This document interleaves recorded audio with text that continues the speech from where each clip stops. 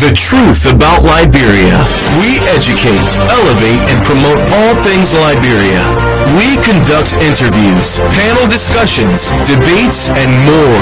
Tune in to Focus on Liberia on Facebook and YouTube and be a part of the stories that make up the news.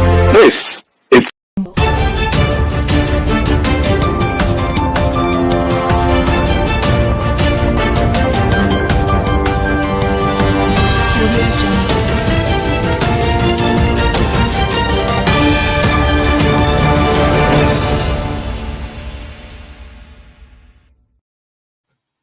All right, folks, welcome to Focus on Liberia. I am Anthony Sie. Of course, this is the hour of politics and talking about politics. We have a young politician here seated in studio here at the hour of politics. Laraamand S. Nyonton is running for office. District number 12, Montserrado County, is that political destination. He wants to represent people in that district, to serve them, to make laws for them, to advocate for them, ensuring that their life get improved. Mr. Nyonton, welcome and welcome again. Thank you. It's always a pleasure being on Focus on Liberia. So let's get to it right away. You know, when we talk about representation, people focus on what is the person qualified, and then when we look at the Constitution, it's like you are qualified. But then people don't just want somebody who is qualified just based on the Constitution, because you need to have some skills. The Constitution does not spell out skills. It just talk about your age. So what are the qualities, the experiences that put you above all others who need the office? How are you well suited for this position? Well, Anthony, the first thing is that the district I'm running in, I understand the pulse of our local communities. There are 17 of them. Mm-hmm. I grew up in that community. I went to high school at Jolokon. I was there, participated in many youth elections across most of the communities. In fact, the JJY community where I resided, mm-hmm. Became the beacon of hope when it comes to youth activism in mm-hmm. District 12. We led a process where young people could come together, organize their own election, and find a representation, a leadership. And we did that across most of the communities, the very active ones, the actively politically engaged communities in District 12. We also, through our network and other contacts, were able to recommend a lot of young people for different conferences, for different workshops and scholarships. So we understand the community. That's the first thing that sets me apart mm-hmm. from most of the candidates that I see, or the aspirants that I see today running around in the district. The second thing is that in terms of our education, it goes with our saying that we are not just educationally in tune, we're intellectual. We can debate the issue when we get on the floor, because part of our responsibility is to understand the issue and debate the issues on behalf of the people of District 12. Mm-hmm. But beyond that, we are also able to form alliances, which is very cardinal. Remember that the business of the House is the business of numbers. So when you go to plenary and issues have been debated, and you're on the other side, and the majority have to say, that's a problem. So part of what we're going to be doing to get the interests of our people across is to build alliances, and we have the ability to do that. We've shown that. We have a lot of friends. I belong to the All Liberian Party, mm-hmm. but I have a lot of friends in the Alternative National Congress, a lot of friends in the Unity Party. a lot of friends, even in the ruling establishment, the Coalition for Democratic Change. So we're going to use and build on those alliances in the House to ensure that the issue of District 12 is the issue at the center of discussion for plenary. The last point I'd like to make is that we can say all these fancy things, right, about what we're going to do, what's possible. But we have to understand that no one district is immune from the economic woe, from the hardship, the suffering of the Liberian people today. The problems that a young man in chicken soup factory in District 2 is facing today is the same kind of problem that the young man in Busa Quarter or Sonny One might be facing. So what we'll be talking about are national issues, national policy, and laws around education and health. And we know how the state is being managed today.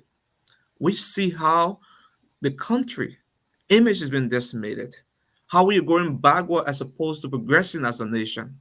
And I think it takes serious leadership, a young man who is ready on day one to shake the status quo. Because when you shake the status quo, it shakes in order for you to make demands. And when you make demands, it benefits the people. And that's the business we're going to be in when we get elected in the House of Representatives. You talk about the issues, debating the issues. District number 12 is that political destination. Um, Talk to me. What are the issues that people in the district are facing right now? Because you have to understand in entirety the issues, the needs of the district to be able to find the solution. So talk to me. What are the issues in district number 12? So the first thing is that when you drive through District 12, right, Mhm, you cannot stay 5 minutes in District 12 without hearing the name Chicken Soup Factory. mhm, Um, Chicken Soup Factory is the most populous community mhm, in District 12. It has anywhere around 8 to 12,000 residents. That's a lot of people. mhm. The living situation there is congested, almost like a mini West Point. More importantly, the people along the Chicken Soup Factory belt, the Gulf community and LPRC, have been engulfed with this continuous land crisis.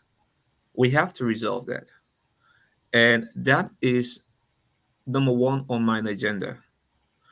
The way we resolve that is to go back into history and repeal the 1972 law that created the industrial free zone. And for those who are very young and watching, there was a moment in our history when Talbot, former President Talbot, decided that he wanted to make Liberia, industrialize Liberia to a certain extent. And so they passed a law that created that entire freeway, now the Japanese highway, right, Mhm, into an industrial super park. So you had different factories that were coming to the country, signing concession with the government, sent that way, right? mhm, So yeah, there you had the battery factory. You have most of the industrial, manufacturing companies, right? You had the chocolate city, chocolate factory. You had a shoes factory. You had, chicken soup factory. So, and most of the communities took on the names of these different factory, right? mhm. So in the case of chicken soup factory, they started to produce, locally made chicken soup and all that stuff. Now, as a result of that law, um, the industrial free zone is more government owned all of the lands in that vicinity, right? Mhm. As a result of the war, where people were forced to have been internally displaced, people begin to settle on those government land, right? They have squatter rights, and they have not been able to take ownership of the land, even though some of them have occupied the land for 25 years, 30 years. So it's an intergenerational stuff that we're talking about at this point, right? So your mom settled here, you grew up, maybe you're at the age of 30 or 25 now, you started having your children, and you're still there. So the government cannot take these people from the land, but even though the government has the right to do it. Right. So when we revisit history and go back to repeal that 1972 law, and you can check it, Anthony, you can research it. Mhm. It gives breathing space to multiple families. Hundreds of people who have squatter right now become permanent owner of the land they occupy. That's the first thing we're going to address, the land issue in District 12. The second thing is the health situation, the health crisis. Like most citizens, most districts are faced with this. We had in 2017, when I first contested, we had only one referral hospital, and that was MSF. Just about the election of 2017, MSF. Let me jump in here. You are running to be representative of the people, and I see you talking about health. Um, how is that your responsibility? I The mean, oversight, where does your responsibility fit the, with, over, the with oversight, the this? oversight, the oversight. Okay. Yeah, but we have to discuss the problem first in order to even reach the Okay. level of solution, right? Mhm. So there's a serious health crisis within District 12. Mhm. Now, if a child in Chicken Soup Factory or Kesali Boulevard is terminally sick, right?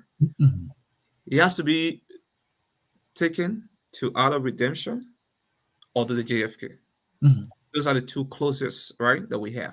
Mhm. We are saying that the process of even finding vehicle and running through the traffic, sometimes we have, let's assume it's around 11 There's o'clock. traffic everywhere. Yeah, Mhm. we are saying that this doesn't alter welfare. A district that has a population of almost 60,000 people. And so the solution? The solution is that we must have one referral hospital Mhm. constructed in District 12 that And how do you serves get the the money? entire Chepeni Freeway.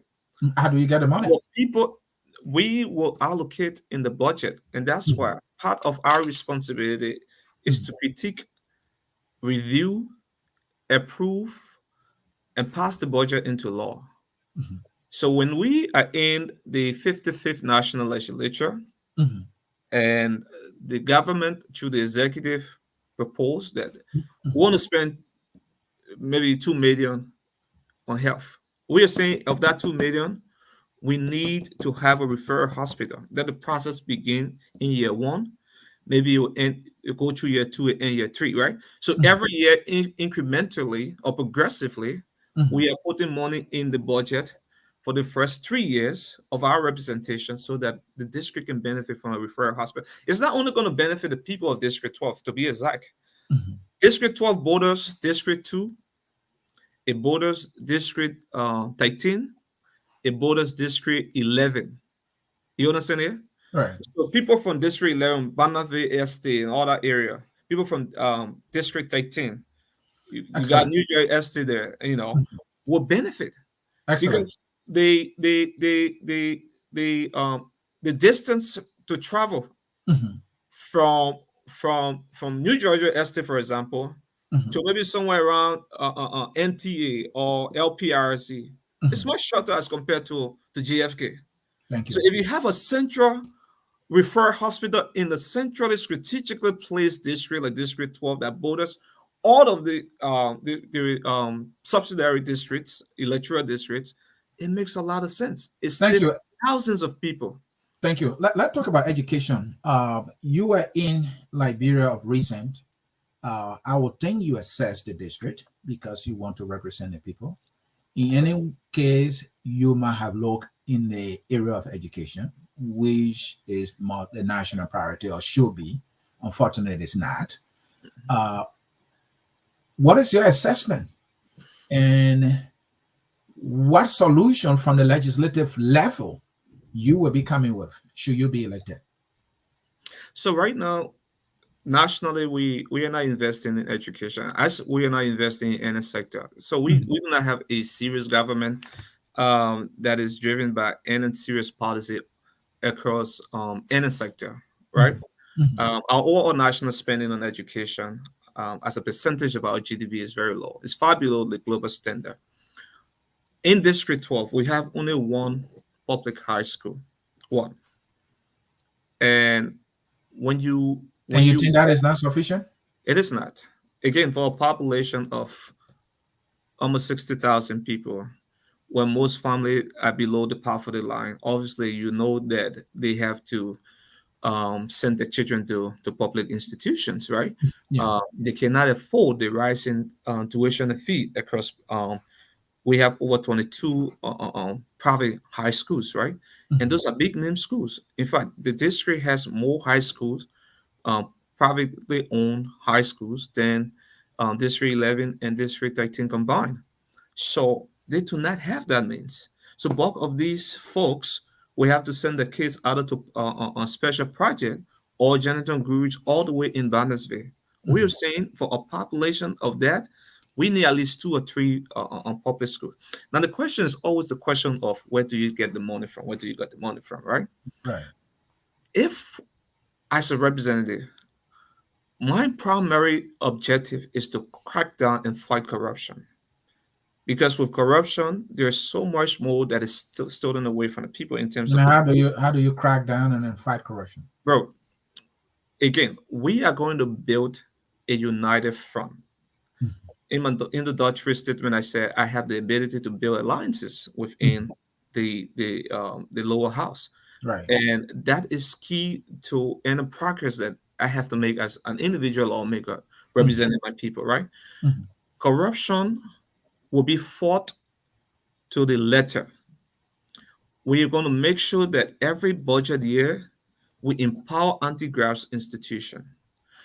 We are going to also ensure that there is established a special code on corruption to fast track cases of corruption that have been, in queue in the judiciary for a long time, right? If we are able to crack down for the first year or second year on corruption, the government should have raised a lot of money to attend to basic social services automatically. When money otherwise that's supposed to be invested in education and health are going in individual pockets, Mhm. there's obviously no money that will be left in order to carry on this project. We are saying invest in education, invest in health, because these are two cardinal areas through which we can alleviate our people from poverty. A healthy nation is a progressive nation, and a nation that is enlightened is a nation that is ready for progress. So in District 12, we're also going to fight for education. We increase the number of public schools, but not just that. We have to start thinking about effective way of moving our country in the direction that the economy is asking for. If we must experience the Liberian industrialization, we must move to the sciences. And there's no reason why, absolutely, why we are not investing in STEM, science, technology, engineering, mathematics. We have to have STEM programs in our schools. And I want to make District 12 the beacon of STEM education in Liberia, to test the STEM model from high school when you're in 10th grade before you reach 12th grade. And by the time you're graduating with the kind of skill set that is needed to for the job market. More beyond Mhm. the vocational schools, I have a fundamental problem, right? We are not funding our vocational schools. We don't have any vocational school in District 12, as a matter of fact, right? We have one MVDC in District 2. There's most of our citizens have to cross, over and register there. We also have BTOTC. The question is, what is the essence of these institutions if we are not funding them? Is it there for corrupt officials of government just to smuggle some thousands of United States, hundreds of thousands of dollars through it and get kickback on it, budget year after budget year? I think we have to revolutionize education in a way that we are taking vocational education back to high schools. We did it in the 80s with the multilateral system. It was tested, it was proven that it can work. There are sufficient empirical studies that support that. So and there's and no and need for people to graduate from high school today into this Liberia and still have mhm. to go to MVTC or BTOTC.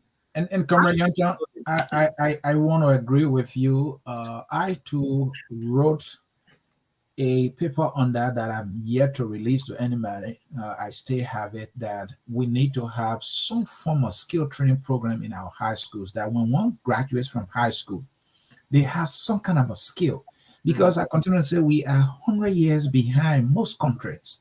And, Exactly. and even if we're not, we have to find a competitive way of leaping in the future in terms of skills. This just reading and writing is excellent, but skills that give people the ability, to do things with their hands. That is how we get ahead. And so that education piece you mentioned there, I couldn't agree with it more. But let me bring you back to something you said, that you don't want money ending up in the pockets of government official or anybody for that matter. So you're talking about the fight against corruption.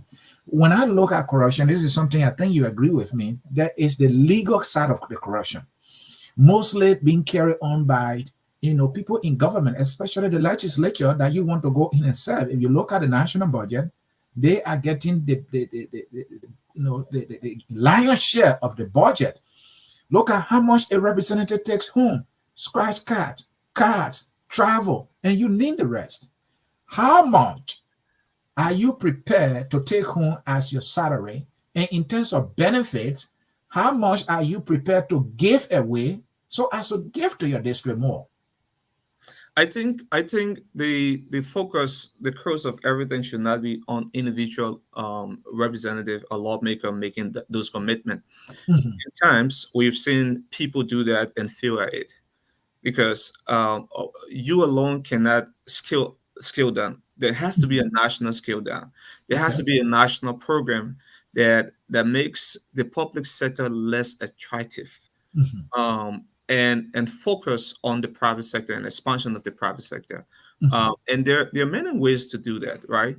But particularly when it comes to all public officials, mhm. scaling down in terms of the salaries and benefits, something I'm willing to support. All right, not from an individual standpoint, but from a collective standpoint. I think there's no reason why a single lawmaker is making around 15,000 a month.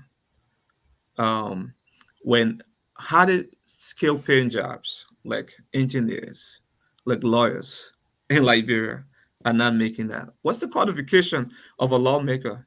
You just have to be 25 years of age. There's no constitutional inscripted qualification, right? And you have people who go to school for 4 years. They have to go back to law school for maybe 4 to 5 years. They have to work before they even take the bar exam to become consular. They spend tons of years, right, building a profession. But someone who just reaches 25 years of age, graduate from high school, has some level of political clout, can make 15,000 over that. Like we have to make sure that the equality of our labor market, whether you're in public service or you're in the private sector, matches to our moral responsibility we have as leaders across the country. And I think is something that I'm going to fight from a moral standpoint, that it is just unjust for people who work in government, who are serving the masses of our people, are making astronomical, and why the poor citizens in the private sector and even across civil servant are making less. We have to make sure that we have equality of the pay scale across all levels of government. I like that. I like that. Let us come to your office. Uh, what we see with most lawmakers is that they hire friends, and not that it is kind of bad though, but those friends might not be qualified at all. Relatives, people who are not adding, you know, to them, but rather people who are subtracting from them. Uh, who are the kind of people you will be considering for employment in your offices that will enhance your work? And why you think that is important? Well, it's a very important question. I Mhm, always say to people that when the first branch of government is entrapped with mhm, nepotism, mhm, it's difficult for that branch that has the constitutional power to mhm, checkmate the executive to do so. Because when we get elected and start to implore our brothers and sisters and cousins and nephews, mhm. um, that's nepotism. It makes it difficult to even call the president or the executive to order when that is happening.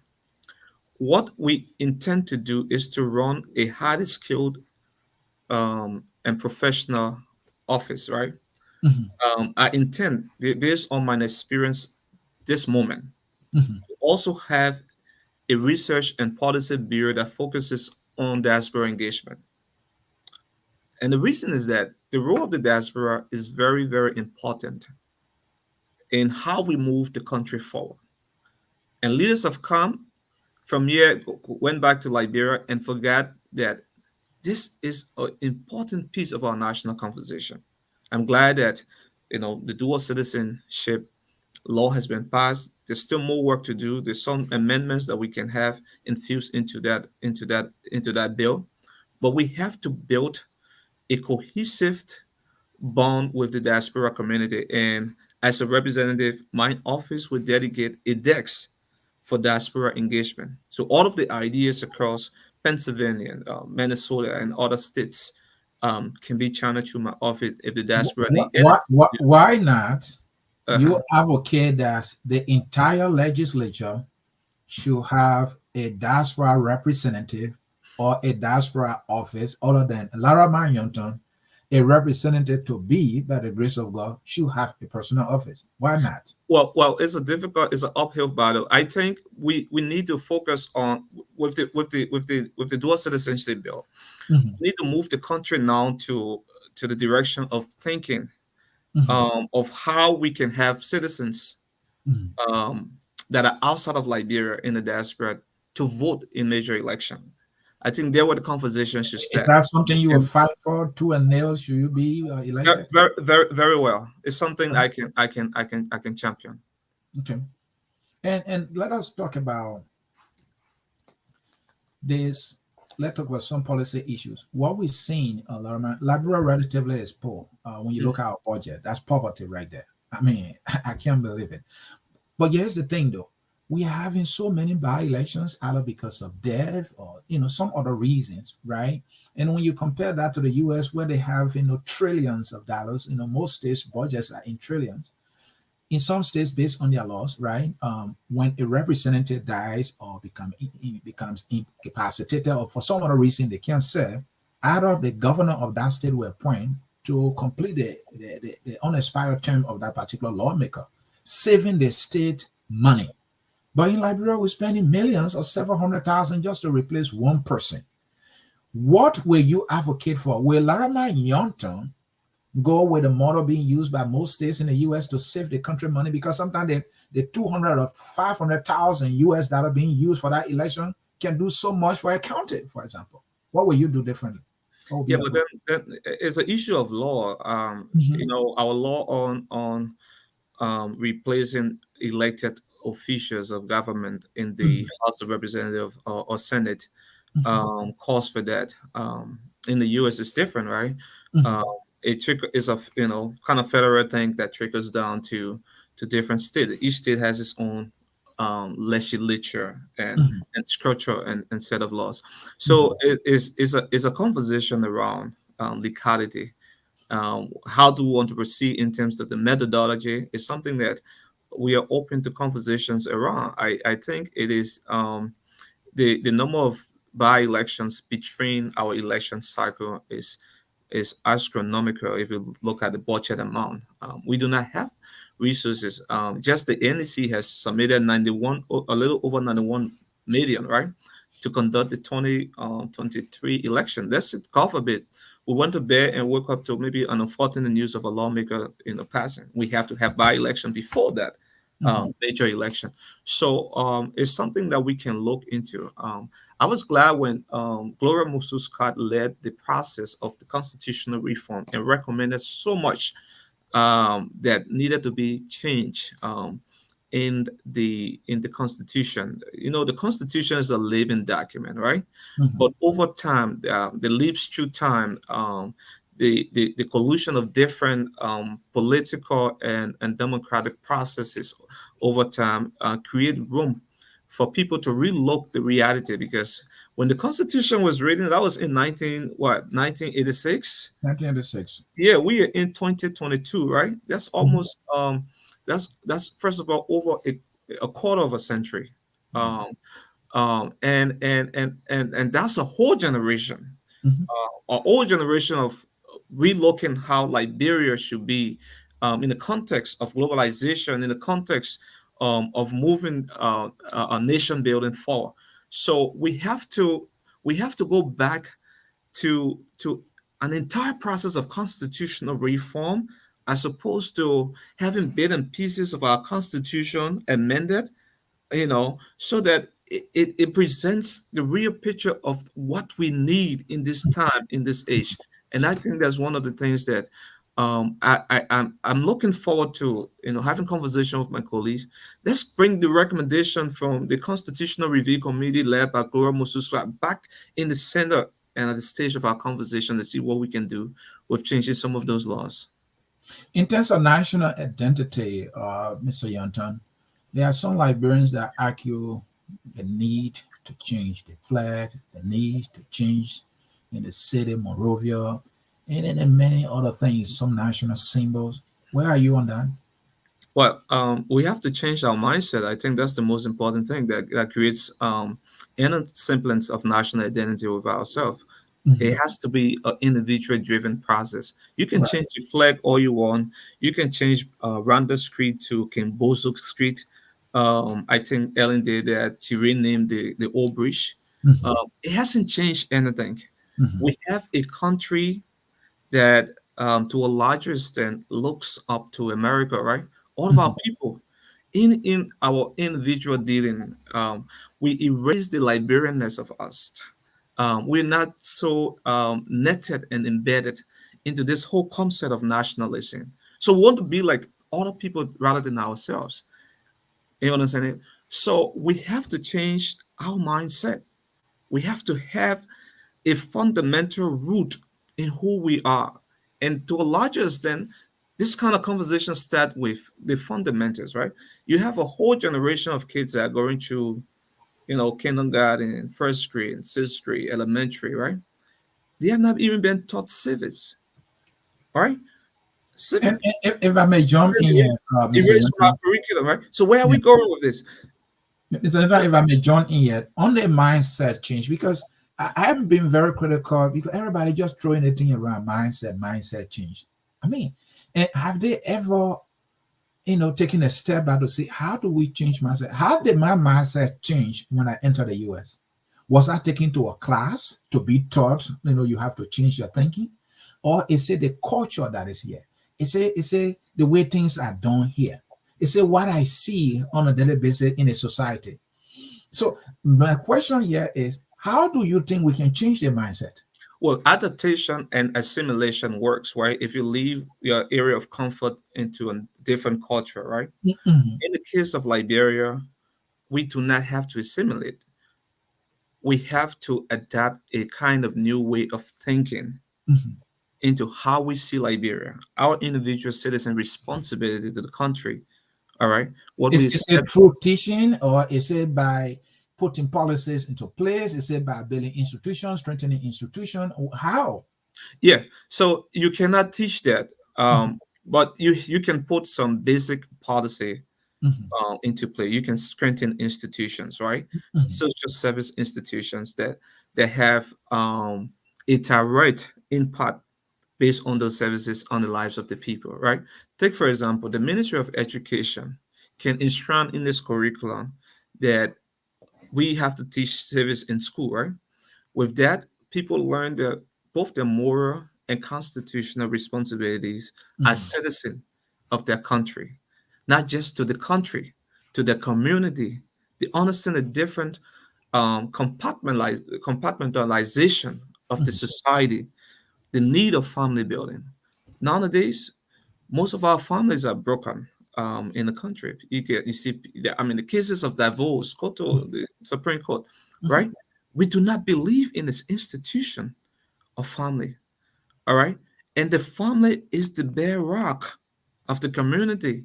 The community, the strength of the community is the strength of the nation at large, right? So we have to go back to those, basic fundamentals. Some of the issue has to be, dealt with morally. We have to have the church Mhm. moving away from preaching messages of salvation, Mhm. and the starting morning from its congregation to the church teaching based on moral principles. All right. So it's a And, whole and don't forget the marks before the others you get in trouble. You're running for Yeah, office. yeah. I think the imam to a larger extent have been doing well as compared to most clergymen that I've seen across the country. I must give Okay. that to our Muslim brothers. They are deep in their faith. There are things that will tell you my faith don't allow this, they don't do it. So I must give that to the Muslim. I agree with you because we all train how we must change our mindset, but we have not taken a step back to identify how do we do it. And what I got from you is that we have to identify what our values are and enforce those values in the families, in the schools, at our institutions. For example, if we say no one can spy in school, if a student is caught spying, that student should be expelled, and the school and the parents should be unanimous in that decision. Let that child or student face that penalty. They will not do it again. And the same can be said about teachers who misbehave, in many other areas. And that is how and then we should also, uh, what was the word I got for? The merit system, right? And we should reward the merit system. We should reward people who exemplify good behaviors. When you go in the church, oh, I became minister today, so I'm father of the year.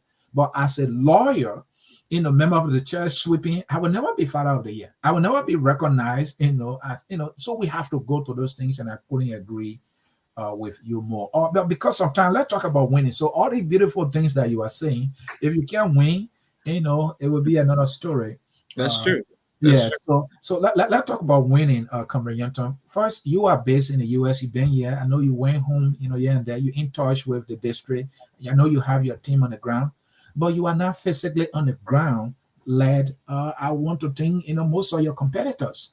That might put you at a disadvantage. How do you go through that war? Because then the perception on the ground, which is a reality that you are, well, oh, the American from America, and now he's here because he wants a job.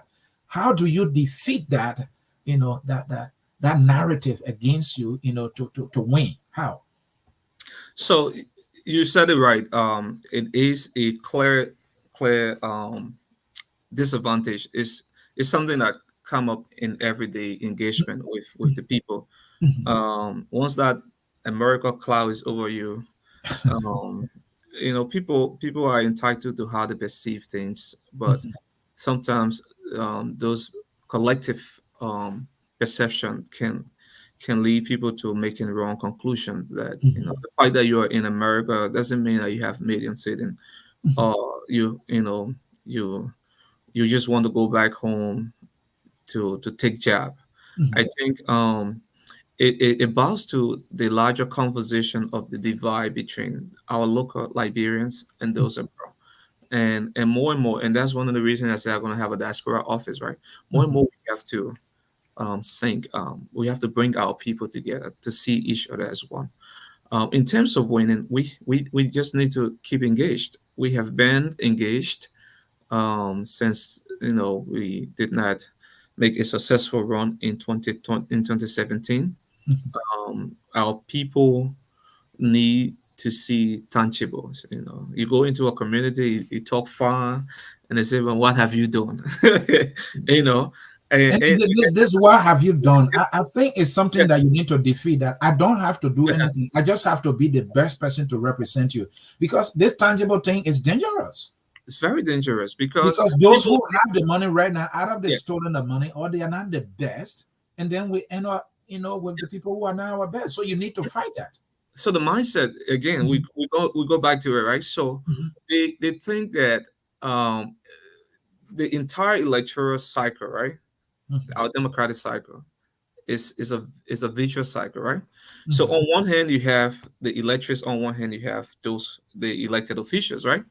So it's a whole perception game there. So those who are electing us, the elected officials, mhm, believe that they don't get to experience anything of the national cake mhm, until it is another election cycle.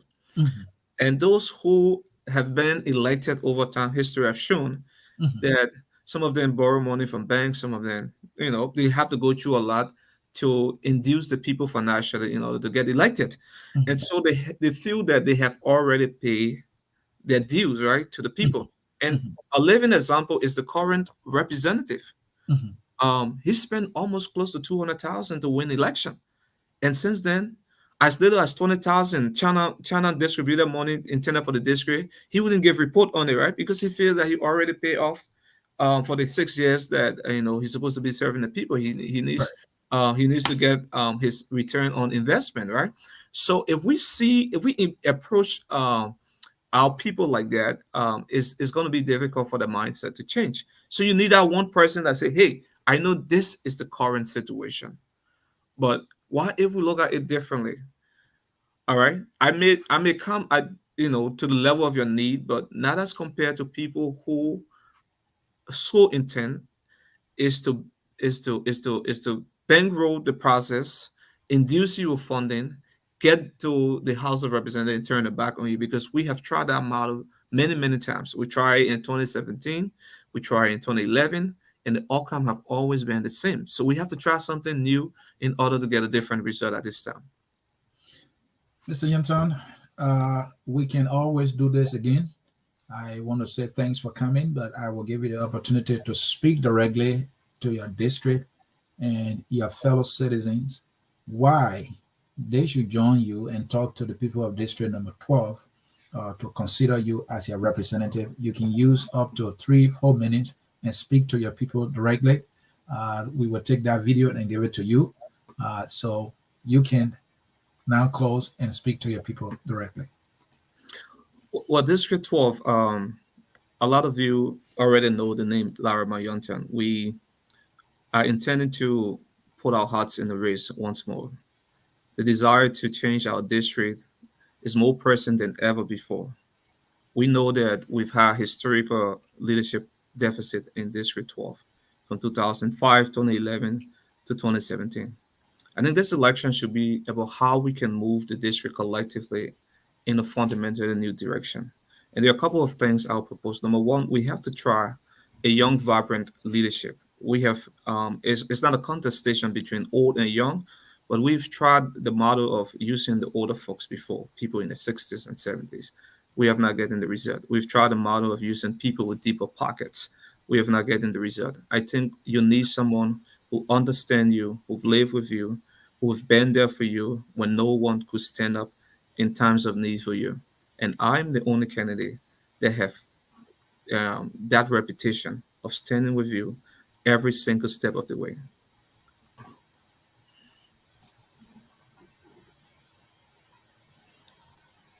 All right. I am the only one who have been standing with you every step. Comrade Laraamand Nyonton, again, thanks for coming. We will reach out to you again as campaign gets closer so that we can speak to you on your platform specifically.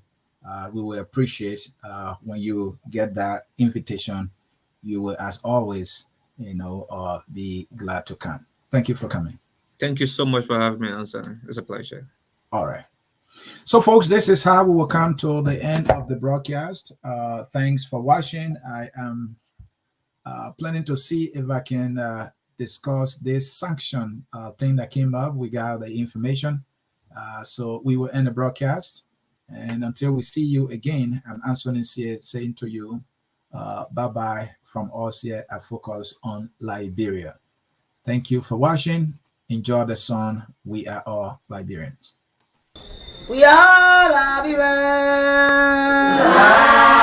Labira is our home.